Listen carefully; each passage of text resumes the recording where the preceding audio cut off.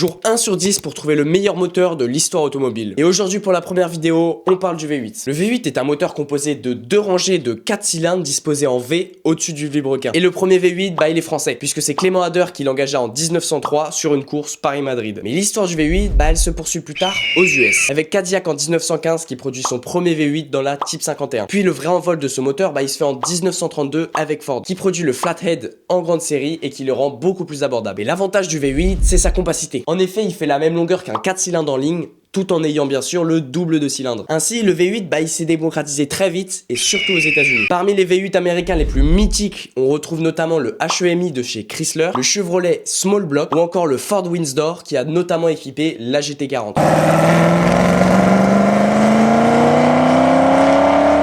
Le V8, c'est vraiment la signature des américaines, avec ce bruit très grave, ce ronronnement sourd, caractéristique du vilebrequin spécial utilisé dans ces moteurs. Mais cette architecture moteur, elle a aussi fait ses preuves en Formule 1, avec notamment le Cosworth DFV, qui a littéralement révolutionné la F1. Je pourrais faire un épisode complet sur lui si vous voulez. On l'a aussi retrouvé plus récemment dans cette discipline, parce que toutes les F1 de 2006 à 2013 en sont équipées, et elles font un son magnifique.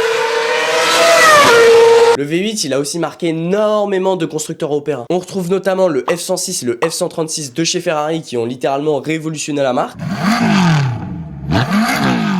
Mais aussi le M156 de chez Mercedes.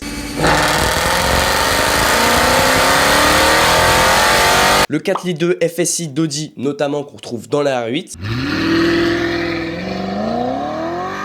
Ou enfin le McLaren M838T qu'on a retrouvé littéralement dans la majorité de leurs modèles puisqu'ils le déclinent à chaque voiture.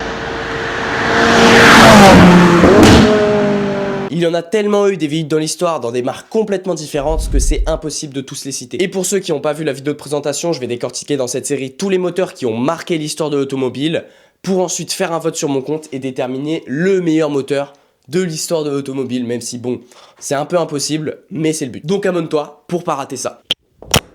Putain.